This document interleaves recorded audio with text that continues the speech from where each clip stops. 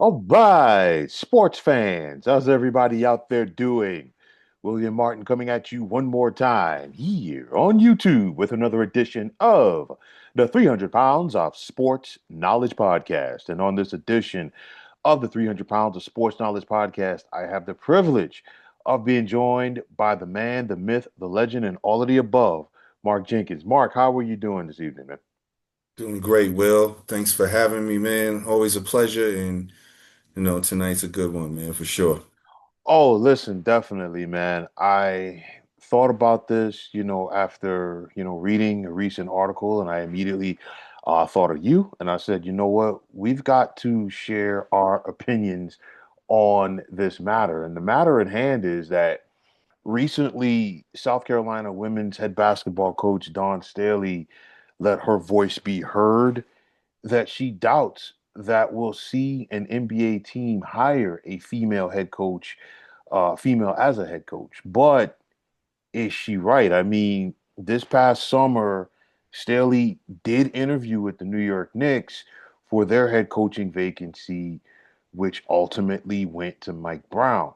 But my thing is this: does Don Staley have a point? Will there ever come a time that we will see a female be in that head coaching chair for an NBA franchise?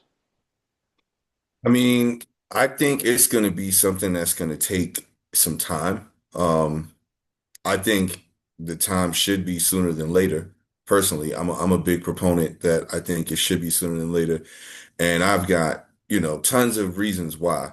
But I'll just start off with this. You know, if you look at the dynamic of the world in any situation, there are successful female supervisors in all walks of life, whether it be the business world, the education field, whether it be the medical field. Doesn't matter what it is. There are females that are, leading the forefront in so many different things.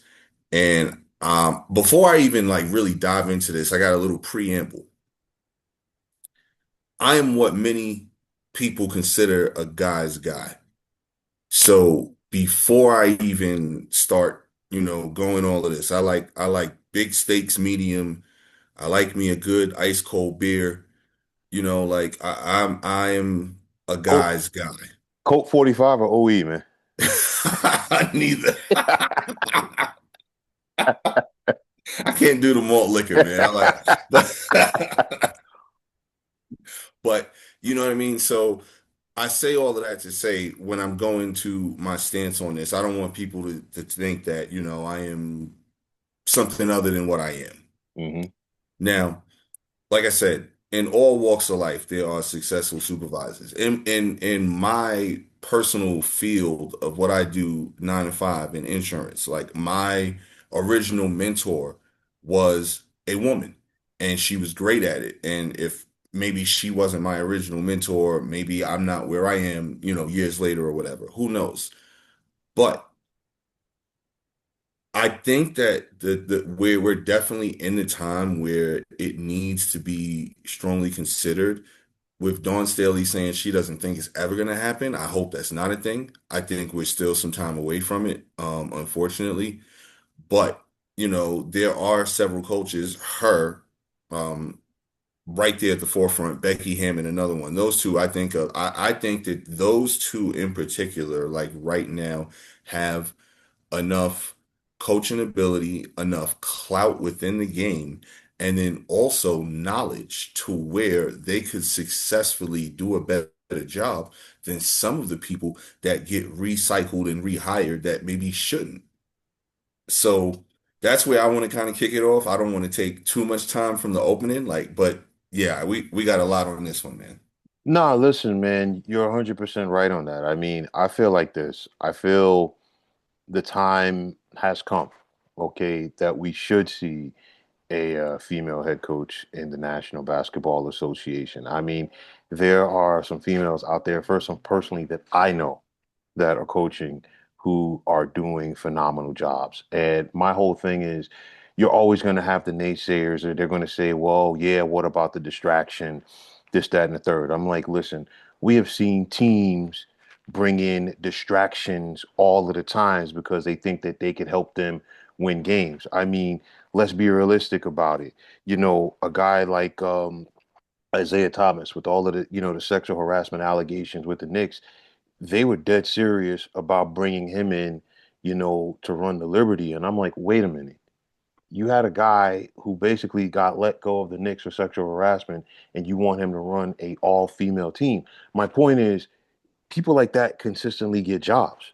Okay, I think the time is here that we could definitely have a female head coach in the National Basketball Association. I mean, I don't see why anybody should shy away from it. I mean, listen, first of all, all of us in this world, we come from a woman, and in most cases, our first teachers in life were women. All right. We've had, going through from grade school up, we had female teachers. Some of us have had female coaches for different sports, as we've come up, you know, you know, as young pups. And it's one of those where, you know what, knowledge is knowledge. And my whole thing is I'm like, real respect's real. And if you're a real baller, and if you are somebody who wants to get better at what you're doing, and if you're somebody who wants to win, I don't think that a person's gender or race or ethnicity should, turn you off from them. Because if they have the ability to motivate you and get you to that next level, then that is a person who is definitely qualified for the job. I mean, Don Staley, regardless of which level of basketball that we're talking about right now, she's one of the best coaches of this era. There's no ifs, ands, or buts about it. Okay. And you talked about Becky Hammon. I mean, Becky Hammon was an assistant coach with the Spurs for 8 years. Okay. And she was a part, of, that Spurs organization. And, Greg Popovich has, vouched for her on multiple occasions. Okay.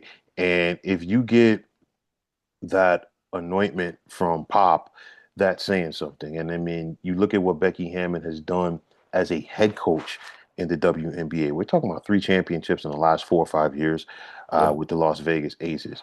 Becky Hammon knows the game, and I really do think that it should be. You know what? You're not bringing in one of these ladies uh, just to appease some people and just interview them like it's kind of like the Rooney Rule in the National Football League. Because at the end of the day, they're qualified, and I think it's going to happen. Like I said, it should happen. It should happen already, but it's going to happen at some point because the tide is turning.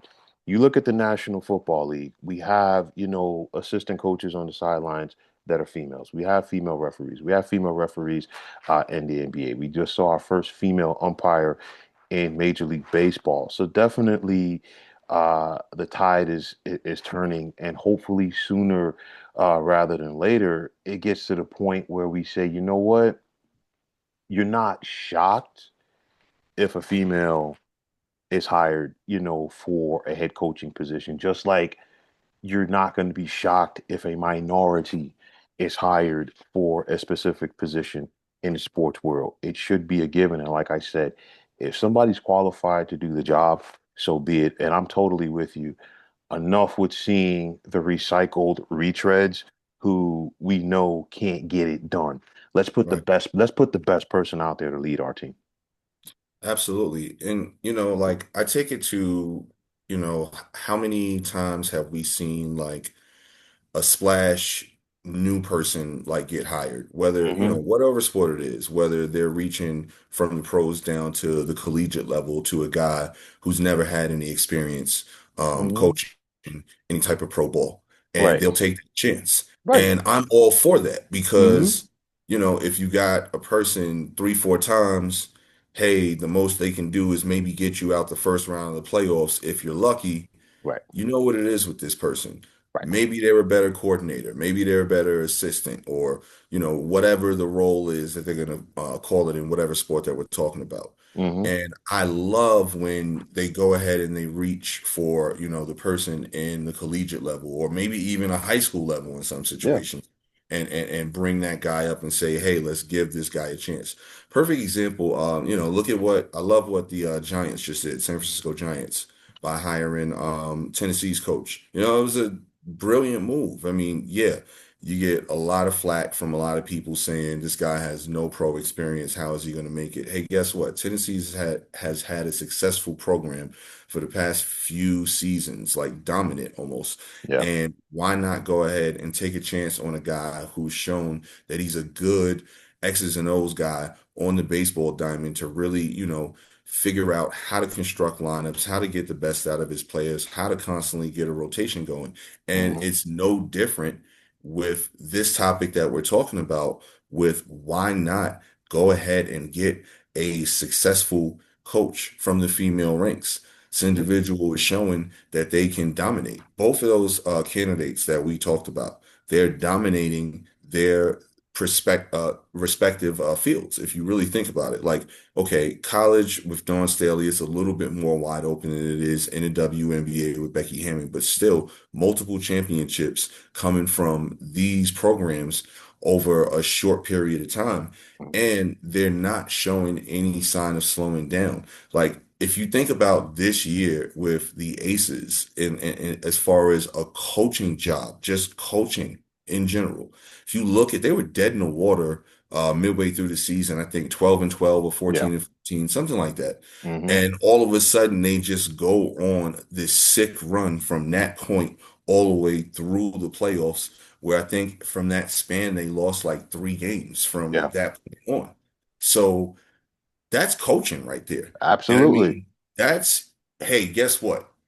You put this coach in front of a room of people, and that coach gets the best out of that collective group. Isn't that what we all define great coaching as? No matter Absolutely. what's put in front of you in that room, get the best out of what's in that room. And if Absolutely. that is not the definition of getting the best out of that room, I truly don't know what is. And there are several teams. You look around the NBA, just like all sports, you've got your perennial bottom feeders, and it's just 5 years, 7 years, 10 years of straight. These 4 or 5 teams are always right around here. Why not one of these teams roll the dice, Hmm. take a chance on something different because the same recycled stuff that keeps coming in is producing the same recycled results? Listen, you're 100% right. And I mean, I think it's going to take one team to go out there and do it because all of these sports leagues that we see, they're copycat leagues. I mean, you think back to, the success that Jimmy Johnson had when he was the head coach of the Cowboys. How many college head coaches got jobs in the NFL after that? And it Yep. was the same with Pete Carroll when he went to the Seahawks. I mean, you look at the Bucks; they brought in Greg Schiano. We saw Jacksonville hire Urban Meyer, and then going back to Jimmy Johnson's time, we saw Dennis Erickson get a job with the Seattle Seahawks after coaching Miami. We saw Butch Davis, Hmm. get a job with the Cleveland Browns, after coaching the University of Miami. We saw Steve Spurrier, okay, get a job with Washington. Okay, so and it's no different. It's just like the analytics and it's like everything else. I think somebody is going to do it. Okay.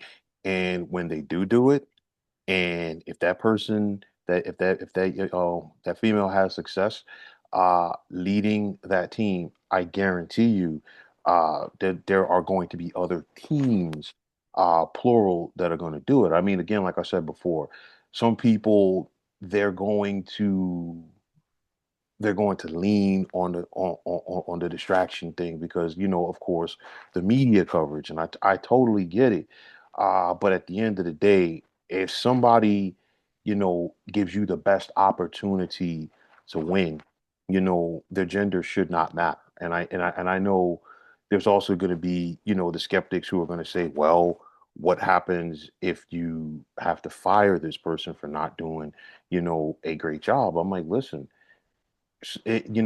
coaches get fired all the time. Bum Phillips had a saying, there's two types of coaches: them's that's been hired and or them's that's been fired, and them's that's going to be fired. Okay, Right. but again, the bottom line is, um, I'm all for it because I look at the NBA right now as it is, and I feel like there's so much entitlement in that league among the players, and I think A lot of it has to do with the salaries that they're getting.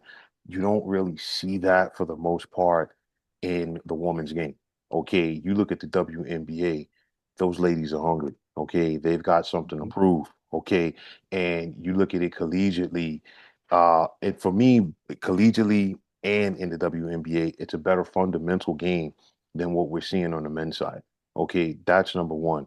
Number two, getting back to Dawn Staley, you think about the success that she had at Temple, and not only the success that she had at Temple, the success that she's having right now at South Carolina, because Dawn Staley has done something that not a lot of people have been able to do.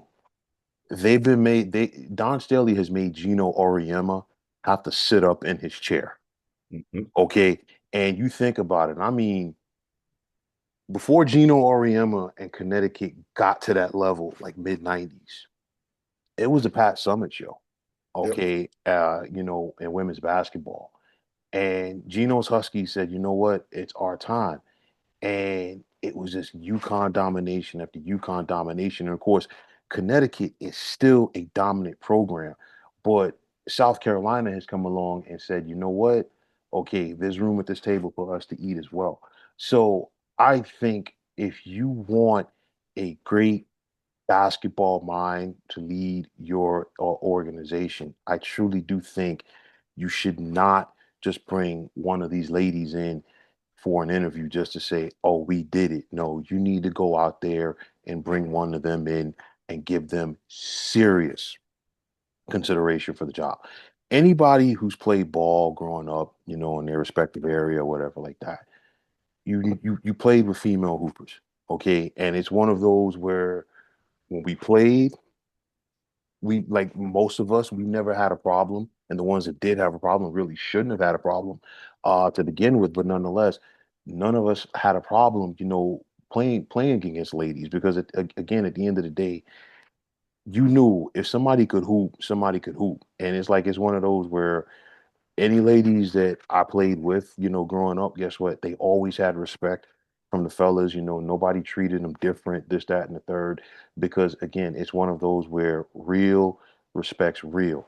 And, true ballers are going to respect other true ballers. And they know this person has game X, Y, and Z. So it's one of those I truly do think the time has come. Okay, and I would truly love one of these NBA teams to say, you know what, let's stop going, with the with the recycled coaches. I mean, how many jobs is Doc Rivers going to get? Okay, I Right. mean seriously, it's like every time you see Doc Rivers get a job, you're like, okay, this is it for Doc. And every time you turn around, Doc Rivers is getting another job, and I'm like, bro, aside getting to the second round and blowing a 3-1, 3-2 lead, what has Doc done in more than 15 years?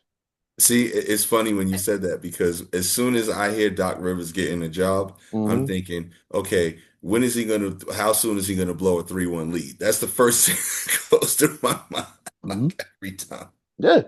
And I'm like, dude, how many times do we have to see the same sitcom, for this? Yeah. I'm like, you know what?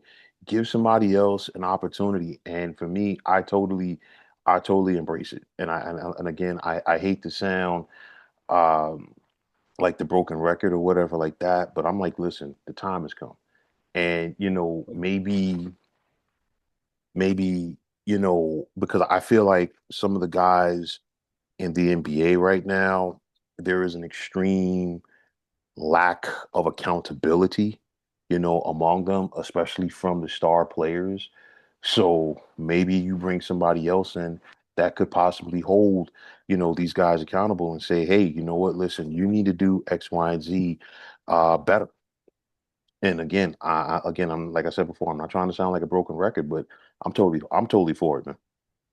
Yeah, and of all the sports, the major sports here in America, in North America in general, Hmm. um, basketball is going to be the one and should be the one to break the glass ceiling just because, like you said, you've balled with female hoopers. I've balled with female hoopers. Anybody listening around the world has balled with female hoopers.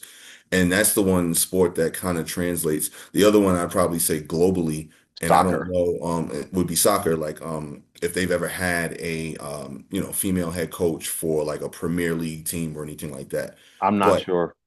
yeah, like that should be the one globally, and Hmm. NBA should be the one kind of like locally, Hmm. to really break the glass ceiling because in those sports, there are females that can just flat out ball. Right. And with baseball, things are a little distorted because most females are pushed to play softball as time progresses, even if they grow up playing little league baseball. Right. Football, total different animal there. So, hockey, very few females that I've heard are really like high levelly skilled, talented or whatever. So that's the one sport here locally that should be able to break that glass ceiling to where we can see something that is long overdue. And then hopefully that will then start to, open eyes across to the other sports and say, hey, maybe this is possible because we've seen it on the executive levels in the different sports, and we've seen it even in covering the sports television wise. Like no Right. longer are sideline reporting jobs just designated for females. Like in that roles, like now we have play by play and color female analysts. Right. And we also have, females that are working in the scouting departments, that are working in the front offices Yeah. of these different teams. So my thing is like if you are allowing them to do these type of roles, like why is it certain roles that are prohibited, so to speak, right now? And and I thought of this when you first posed the question, my mind was racing with things because I was thinking, all right, I know what a lot of people are gonna, use as reasons why. And sure, let's say one reason why, is well, maybe the female hasn't played in the NBA. So that's the reason why. Well, here's why that theory is trash because most of the head coaches that coach now didn't play in the NBA. So, you can get that theory right out of there from jump. I'll take a perfect example. You mentioned him earlier, and I really want to play devil's advocate with this person in particular, Gino Auriemma. Here's a male who basically dominated female basketball as a head coach. Hmm. You mean to tell me that here's a guy didn't play in the NBA, never coached in the NBA. You mean to tell me that there are no NBA teams that ever considered trying to pull that trigger? And if they did, would they be looked at any kind of way for pulling that trigger? It's the same thing. So if someone wants to argue that, here's Gino Auriemma. Now, if you get a person arguing that, this is a different type of person that's totally looking at this from a different point of view, and I'll bring that up next go around with, my next what I think people will rebutting there. But just, your 2 cents on, what I was saying with that. No, listen, you're 100% right because I'll take what you said and I'll add to that with somebody who shares the same zip code with Gino Auriemma, and that's Dan Hurley. You think about it, Dan Hurley, what was it like 2 summers ago? Hmm.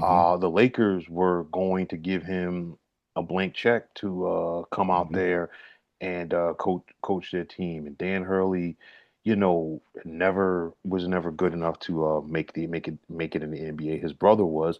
His brother would have had a much more successful career if not for that car accident. But nonetheless, Dan Hurley knows his X's and O's. Now I will say this. Um, in the case of Dan Hurley, I think he made the best decision. And I think it wasn't even about, him trying to squeeze a couple of extra dollars out of Connecticut because at that point, UConn had just wrapped up their second consecutive national title. The school was going to give him a blank check, regardless. And I mean, it's one of those when you have the governor of the state of Connecticut, chiming in on it, you're about to get paid. But Hmm. it's just some people's style doesn't, transcend to to the professional level from the collegiate level. I think about John Calipari. He basically got that job because of Rick Pitino, because of course, and I say this because Pitino went back to the NBA a year after Calipari went there with the Nets.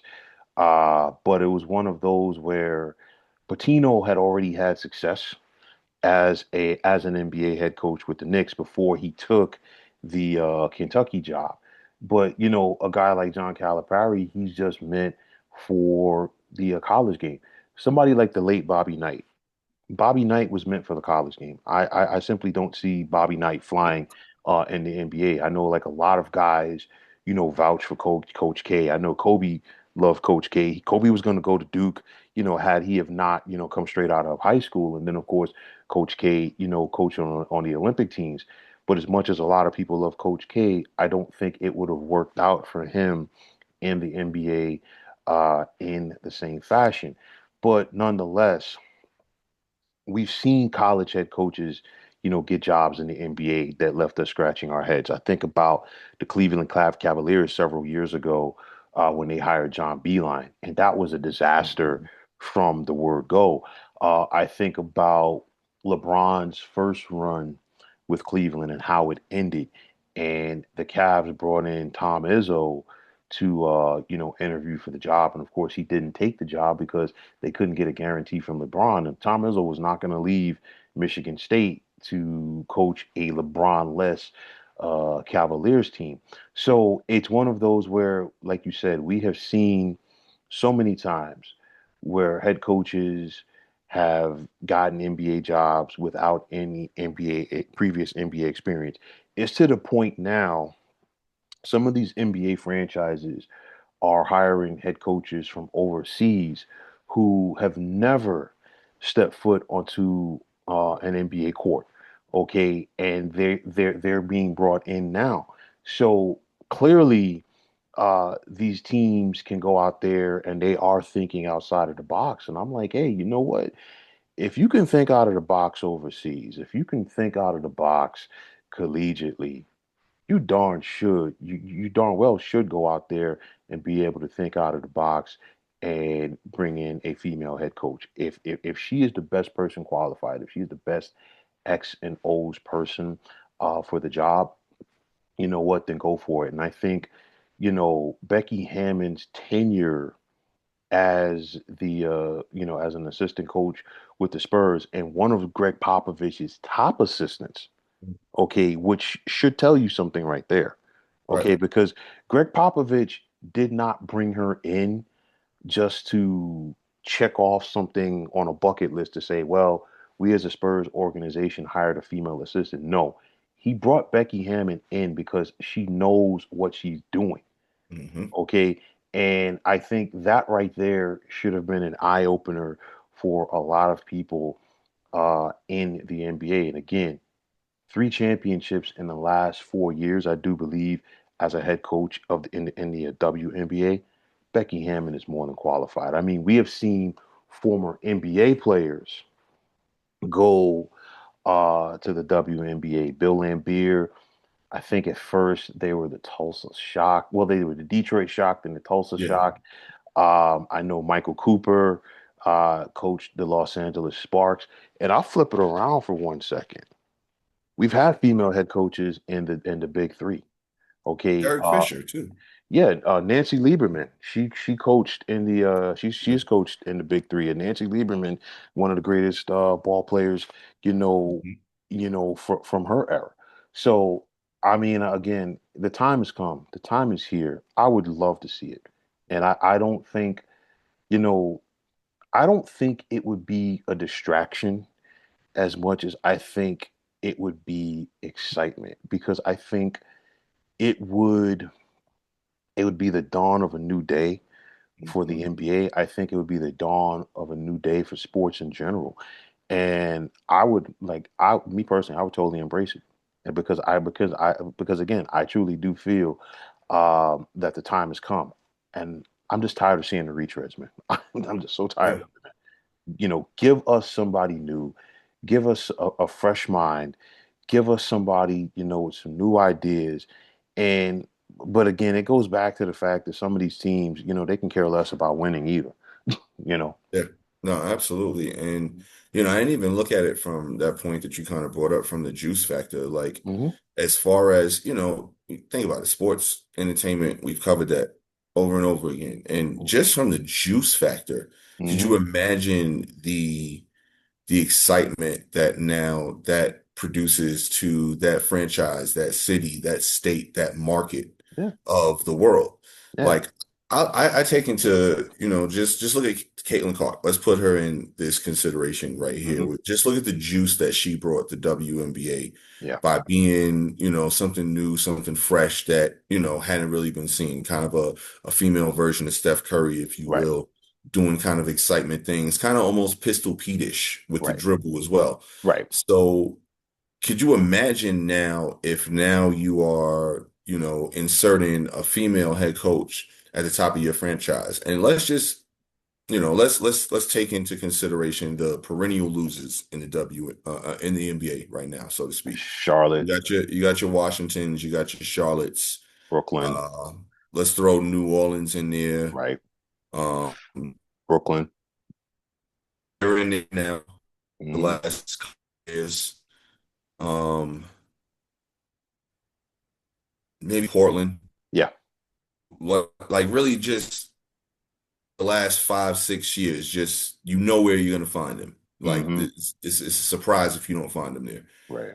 What does inserting a Dawn Staley or a Becky Hammond into any of those situations, whether it be a, you know, Brooklyn, Yeah. major city, whether it be a smaller market like a Portland, Right. or whether it be a kind of a mid larger market like a Washington. Yeah. It's the trickle down effect now of not only are you going to get a fresh perspective in there, which what you should want to do, and Hmm. it's gonna have to be someone proven. Like it's not gonna be someone that they're gonna take a shot in the dark. It's gonna be one of those two names, or maybe Right. even someone else that we're not even thinking of right now at this moment. But it's gonna be a proven winner that Right. they're gonna take a shot at.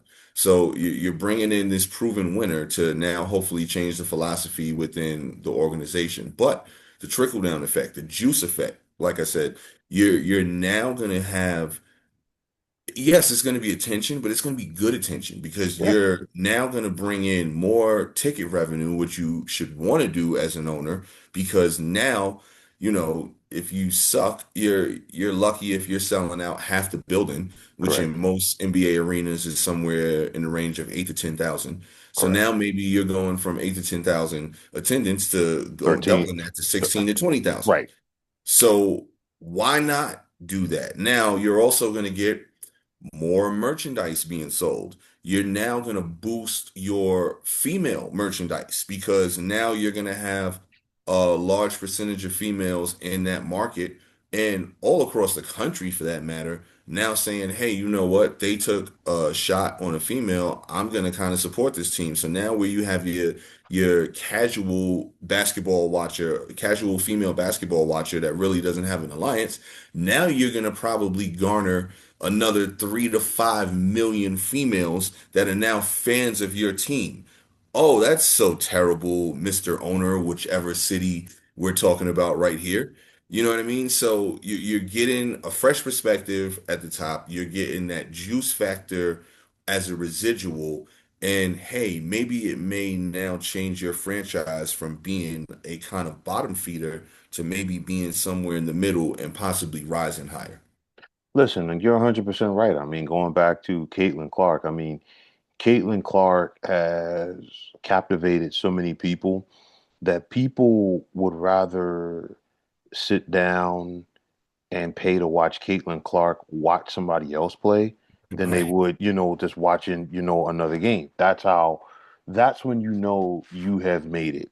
Okay. And I truly do think, you know, a Dawn Staley or especially a Becky Hammond, I truly think that she's ready for a position. And, you know, hopefully maybe not next, spring, depending on how things go around the association, but soon. I want to see it. I want to see it this decade. I'm not even going to talk about. I want Mhm. to sit back and see it like before, like when I become an old man. Nothing like that. No, no, no, no, no. I think it should happen before this decade. I think the time has come. I think the time is right, and I hope that one of these NBA franchises uh, does it, makes it happen. I think it would be a great story. And again, I think, listen, times are changing. And I'm like, the NBA can embrace it. Yeah, absolutely. And I guarantee you, if you took a poll Hmm. and not even let's not even consider like, rookies or maybe even second year players, but let's talk about veterans. You take a poll of the NBA veterans, the 350, 360 of them, however many there are. I guarantee you that percentage is probably 80-20, if not higher, of saying Dawn Staley, Becky Hammond, would you oppose to them being your coach? I guarantee you it's 80-20 that's saying no. Like, these are great basketball minds we're talking about. Not only are they great basketball minds, they're also proven winners. Hmm. And they, to me, I think have that it factor Yeah. that would command respect, because I think that's the second thing that I thought about, that I thought a lot of people would probably try to bring up is, can a female command respect in a male dominant sport, in a male dominant locker room?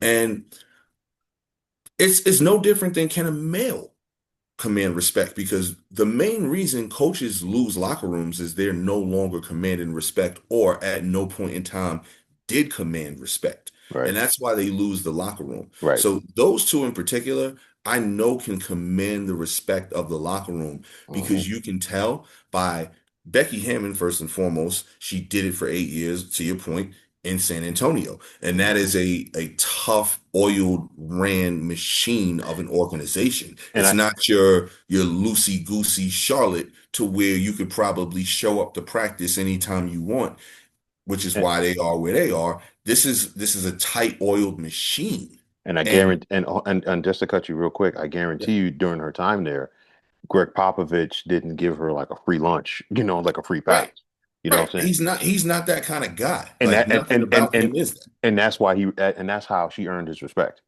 Exactly, exactly. So if she can earn Popovich's respect and the respect of that organization, why couldn't she do that in lesser organizations that don't have the infrastructure built that way, to Hmm. where it's so solid? Why can't she basically say, if you really think about it, some of the best assistants, some of the best front office guys, with the exception of Sean Marks, come from the San Antonio organization. Right. And they learn how to win in every aspect of the game, and which is Hmm. why it kind of bleeds into other teams' cultures Right. if they allow them to. Right. So Becky Hammond, Dawn Staley, they're commanding respect in other locker rooms, in any locker room. I'm pretty sure there are other female coaches up there that would probably do the same. Like, one that kind of comes to mind off the top of my head that probably would command respect in a male locker room is a Kim Mulkey.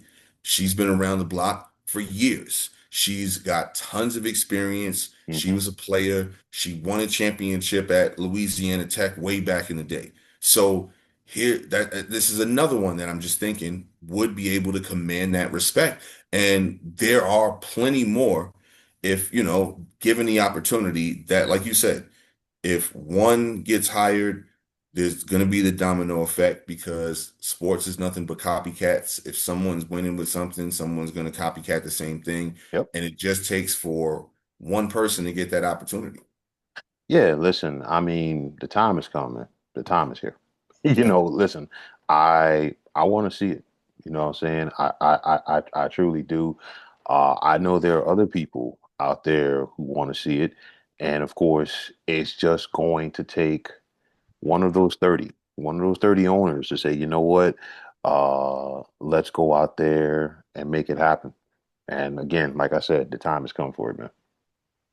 And one owner who sadly is no longer an owner anymore, who I thought probably, maybe a guy, just kind of thinking about his personality and how he Mark is, Cuban. Mark Cuban, man. I Yep. think he would have been the guy to, like, Yeah. like, let's say for instance, you know, things in Dallas kind of, let's say Mark Cuban's still the owner, things in Dallas not working out with that team that they built, that obviously should be ready to go here pretty soon.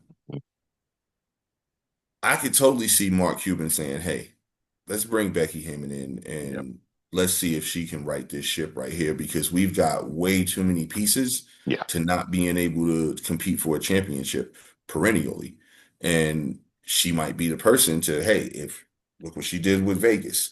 And that Vegas team, you've got your couple of core pieces, but it's been a rotating cast of characters right. around those core pieces, and But she's still able to get the listen, best out of them. again, it's it's that pixie dust from the Spurs organization. Yeah, absolutely, man. It's like pop turns out coaches. It's like, how, Harvard tells you, we're building leaders for tomorrow. Hmm. With their graduates.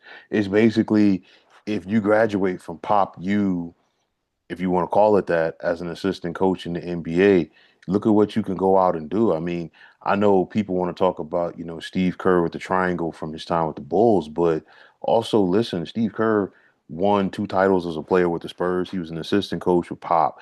You think about Coach Bud, and the success that he has had in the NBA, and of course, it culminated with a championship a couple of years ago with the Bucks.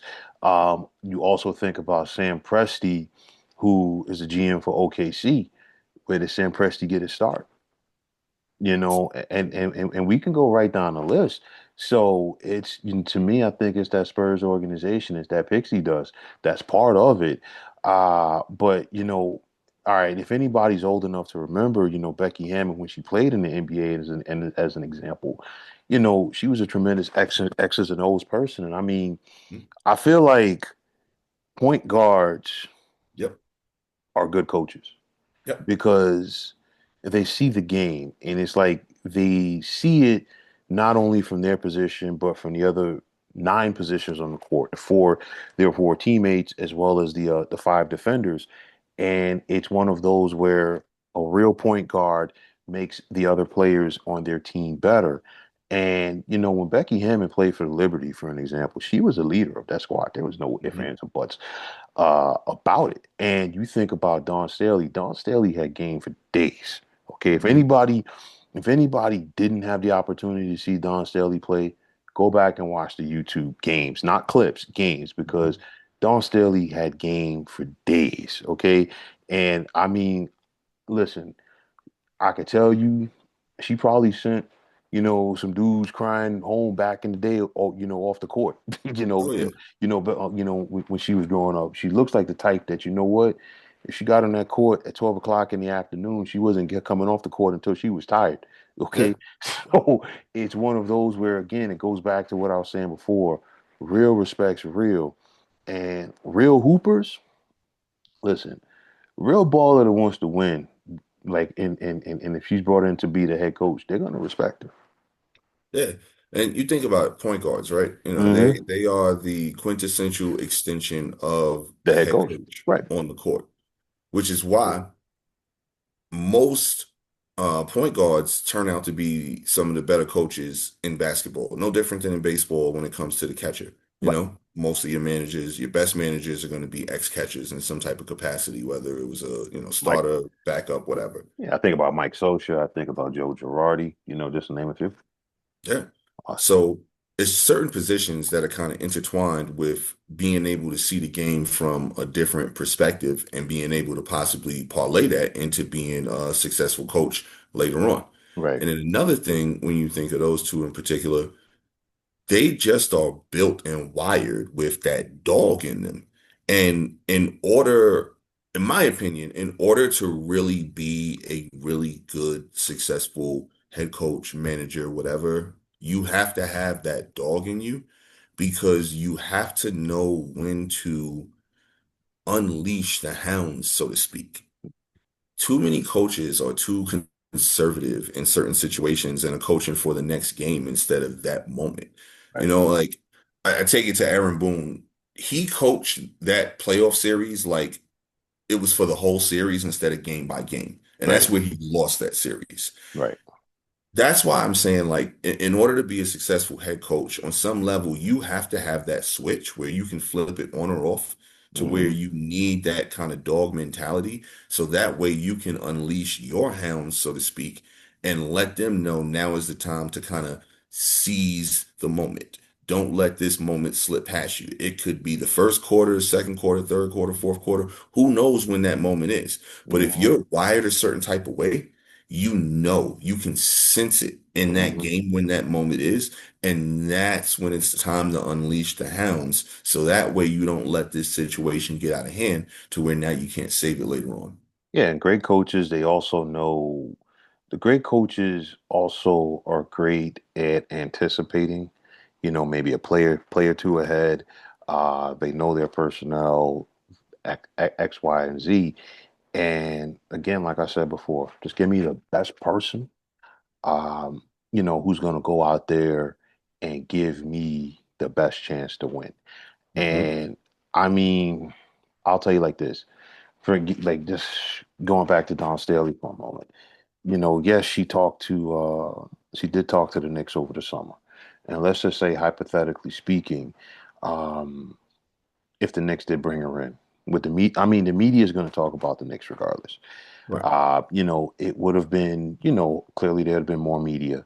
The Knicks are going to sell out regardless. The Knicks are going to be on TV this year regardless because of the expectations for this club. But it would, I think it would still would have made for a great story in the New York area, period. And I think because again, it's going to happen.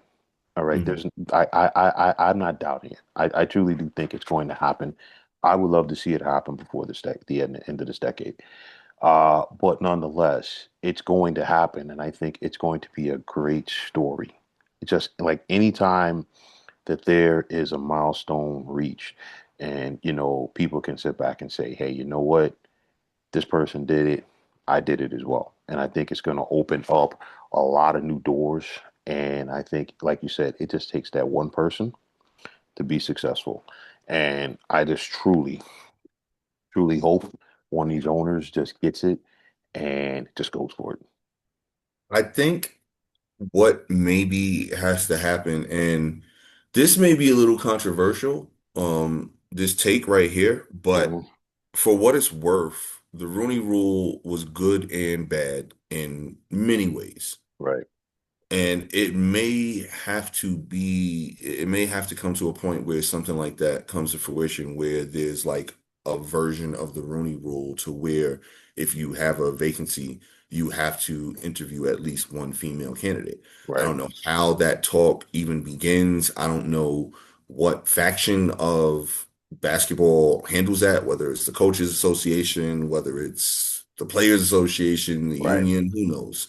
But maybe it comes to a point where something like that has to be kind of thrown out there to Hmm. even kind of get it being something that's in somewhat normalized. And for anyone out there who doesn't know, the Rooney Rule is something that was instituted many, many moons ago, where African American head coaching candidates had to be interviewed, at least one within each NFL head coaching Coaching job cycle. search.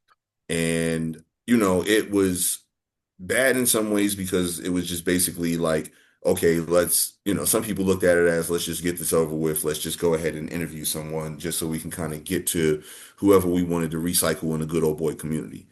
On the other end, it was good because it put black coaches, whether they be assistants, college level coaches, whatever, it put some of these people on teams' radars, even if it Right. wasn't the necessarily team that they interviewed for, it maybe put them on the radar of another team that was looking for a coach the next year or the year after. Hmm. So that's where, in my opinion, it was good from that point of view, and maybe instituting something like that where there's a Rooney Rule, so to speak, with the NBA to where female head coach candidates are at least interviewed once per every cycle. Maybe now people that we're not even thinking about right now are now being put at the forefront of people's minds saying, hey, maybe this could be a viable candidate down the line somewhere else. Yeah, I mean, well, getting back to the Rooney Rule real quick, it wasn't just for the African Americans. I think it was like for any minority candidate. Yeah. And to that point, the only team that I knew over the years that just completely bypassed the Rooney Rule, it was a Lions, and it was when Matt Millen hired Steve Mariucci right after he had gotten fired from the 49ers. So I think they had to pay a fine Yeah. to the NFL for it. And of course, the Rooney Rule, unfortunately, um, it's it's kind of, lost some of its luster because I think it's to the point now with some teams where they're literally just interviewing somebody just to say, let's check off the box. We're really Mhm. not worried about whether this person, is qualified or not.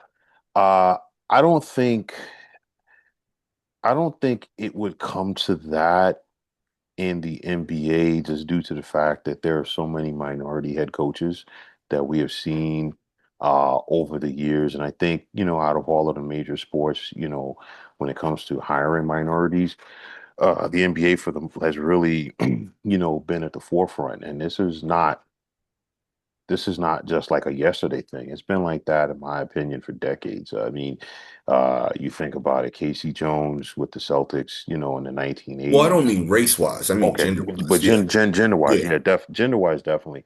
I don't think that it would come to that, like a Rooney Rule per se.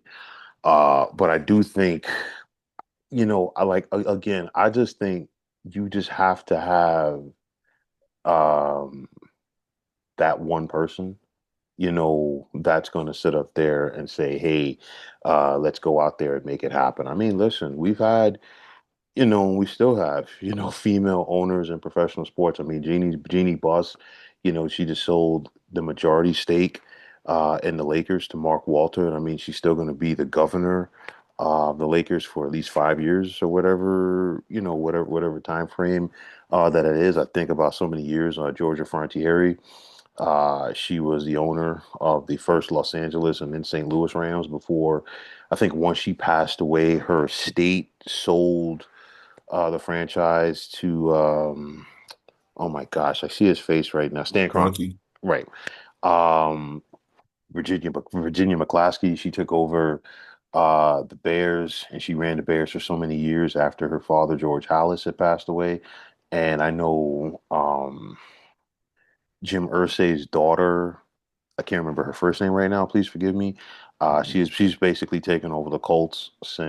since he passed away, and then Amy Adams, Strunk, has taken over the Titans. Following the passing of Bud Adams. So I mean, listen, we have female owners in sports, and I think getting back to the meat and potatoes of like how this started.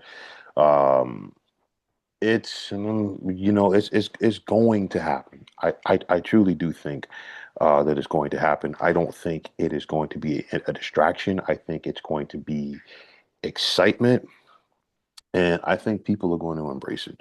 And it's not just a fan base that I think is going to embrace it. I think it's going to be an organization Mhm. who embraces it because it's one of those where real respects real, and like ballers respect ballers.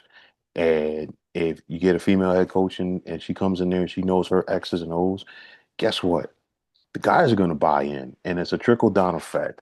It starts with your best player. So if your best player believes in his head coach, regardless of his gender or her gender, everybody else is going to fall in line. So, like, again, all you have to do is take a chance. And if we can take chances on guys, from overseas, I think back to um, when LeBron went back to Cleveland and Cleveland brought in David Blatt, for an example. And like some of these guys who are getting these head coaching positions, it's kind of like, Major League when they broke camp and they were coming, back to Cleveland to start the season. Everybody's like, "Who are these guys?" And it's like that's basically, what it is with some of these guys who are getting these jobs. It's like the guy who's coaching Memphis right now. It's just like I'm like, where'd you find this guy on LinkedIn or something like that? Right. It's one of those things. So why not one of these ladies who knows this stuff? The time is now. Yeah. Absolutely, man. Especially when they're doing it on, some of the highest levels, Hmm. not only playing wise, but also Coaching. professional. Yeah. Coaching wise, they're checking off all of the boxes, man. And I don't get why anyone else is not looking at it from that way, other than the fact of just their gender and not what they're qualified of and what Mhm. they can do and what their resume shows, but just their gender. Listen, I mean, I know like there are a lot of people out there who are not a fan of Doris Burke calling games for Mm-hmm. the NBA. Doris Burke knows her X's and O's. And I've listened to Doris Burke call games for ESPN for years. And this is going back to like when she used to call games for the Big East tournament when ESPN used to have the coverage. If you want to listen to somebody who knows X's and O's of the game, you can listen to Doris Burke talk. Mm-hmm.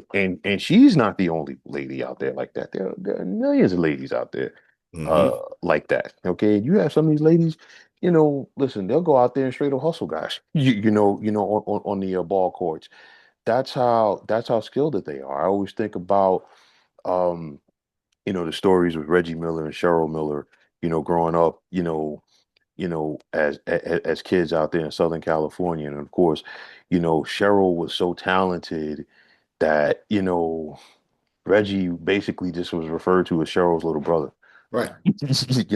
So I mean, it's one of those. It's like again, like I said, man, real respects real. And Yeah, if somebody can hoop, somebody can hoop.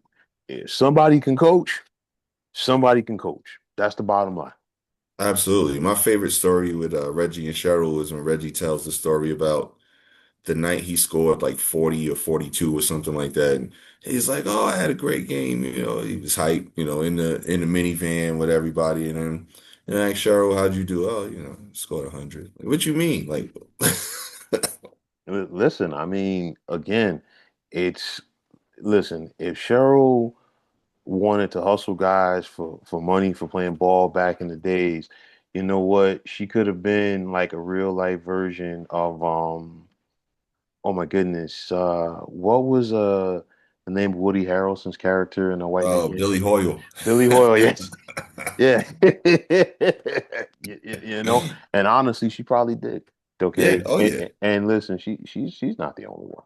No. You know what? She's not the only one, man. And I think back, um, so many talented players, just coming out of Pat Summitt's, program over the years. You think about a Shamika Holdsclaw and the game that she had. You think about Sue Bird, one of the best shooters at the game of basketball has ever seen, period.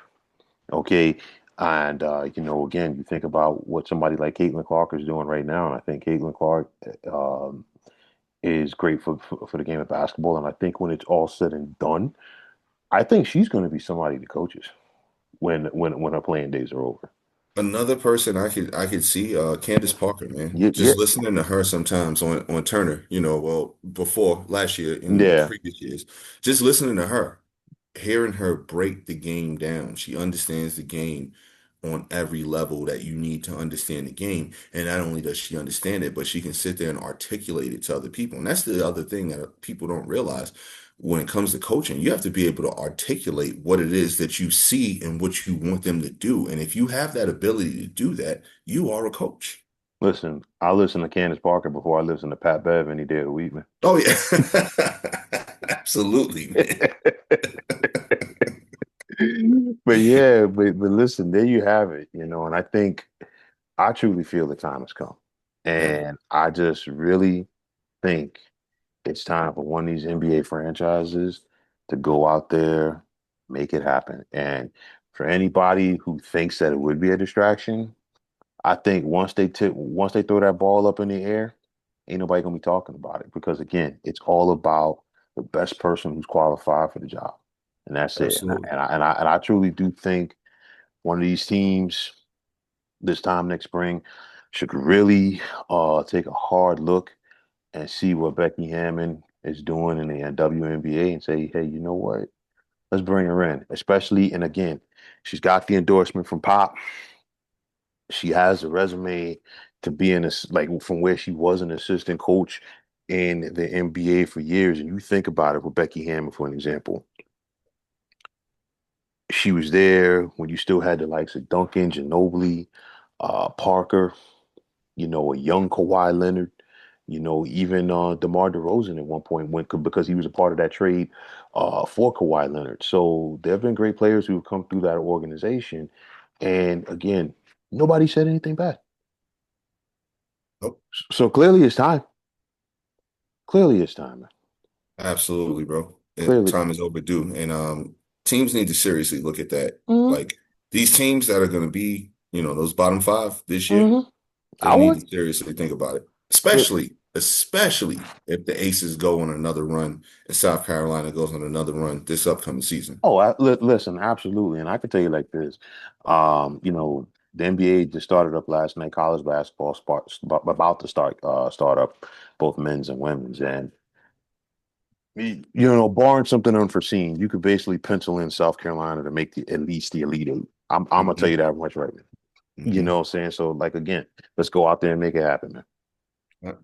Absolutely. Yeah, but Mark, man, listen, we covered a lot of ground over the last 60 minutes on this subject, and I think and I hope, people out there, feel the same way that we do on this topic, man. Same here, man. And hopefully, somebody can tell somebody to tell somebody else and a movement can begin. And hopefully we can just be a small part of that movement to make the right thing happen. There you go. But folks, as always, if you like what you heard and saw on this podcast, you know what to do. Just hit that like button as well as subscribing to this channel. Like I always say, we appreciate the support. Mark, before we officially sign off, anybody like anything you want to say to the folks out there, as far as what like some stuff that you've been working on X, Y, and Z? Just keep supporting the channel, keep liking and subscribing and tell a friend and tell a friend. That's the best way to kind of spread the word when it comes to stuff, man. There you go. And for me, folks, as always, you can check me out on the X, formerly known as Twitter, at 300 pounds of sports. Like I always say, you give me that follow, I'll give you that same follow in return. And the same goes for Instagram.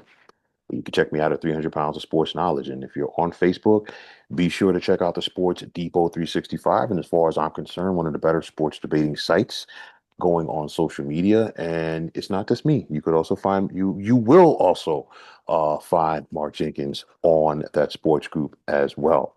But until next time, fine folks, for Mark Jenkins, my name is William Martin. I'm signing off and I'm saying thanks once again for checking out the 300 Pounds of Sports Knowledge podcast here on YouTube. Be well, everybody.